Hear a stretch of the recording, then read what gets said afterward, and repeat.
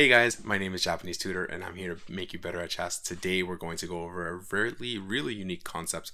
It's the Pawn Storm, and I hope you enjoy it. I hope you like it, and let's get right into it. So in this game, Petrosian, so actually the black pieces, and if you want, actually I'll flip the board around, gave us this really amazing idea. So let's just go through the game, and this is a beautiful pawn storm, and the opening pretty common, pretty standard. And actually we can even put these lines on so you can kind of see how it's going and what's happening in the position and what the computer thinks. But okay, I think all beautiful chess is better without a computer. That way you don't see the move coming, and if you do see it, then bravo to you. You're a strong player. So castles, bishop e7. So we're developing all of our pieces, right? All of our pieces are out, and it's great, right? Everything is out, everything is amazing, everything is beautiful, and all of our pieces are working, which is what good players do. So knight captures e5, d captures e5, and then knight to d7, bishop f4, knight to f3. Oops, sorry, knight to f3, h6, bishop g3. And as we can see, we're just going to keep pushing these pawns, and what's happening here, right? Normally we don't see this at the higher level. We see this at like the 1800 level. Obviously, it shouldn't work.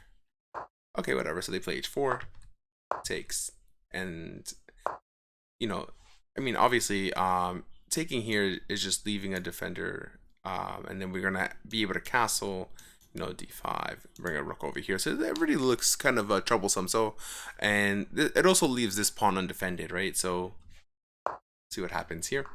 Castles, a4, c4, and as we can see, we have pawns going up both sides of the board, and we're putting pressure on both sides of the board. Not only their queen side is not really that weak. I mean, this pawn structure, at any push they can just push back, right?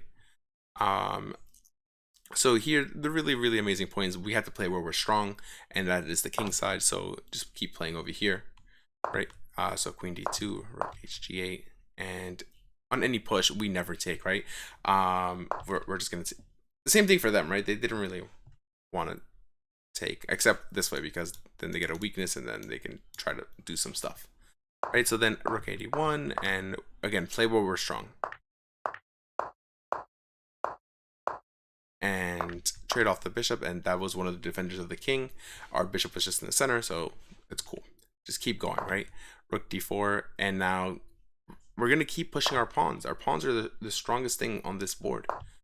Rook d2, f5. Why? We need this line open. We need this king to feel the pressure, to feel the sauce. And after e captures d5, now we play f4.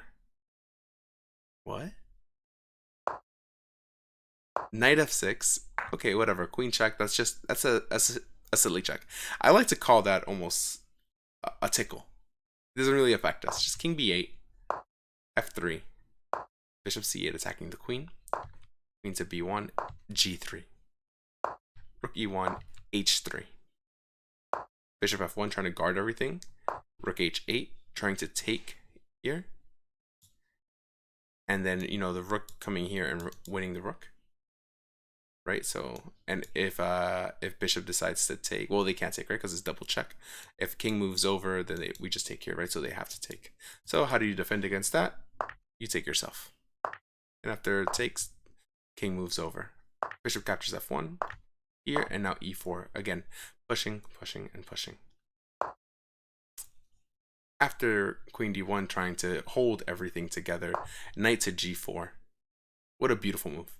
And there was this really famous saying that the pawns, the connected pawns on the 6th rank, connected pass pawns on the 6th rank are worth a piece. And after rook g2, f captures g2, you have to give up a piece, and you have to give up basically the game. And just what happens if you take here. Maybe you can solve it at home, but here king g1 and queen h6 learning a few different ideas. So you can't really defend all of them, and so the computer gives this as a best line. But honestly, let's say rook captures e4, rook h1, and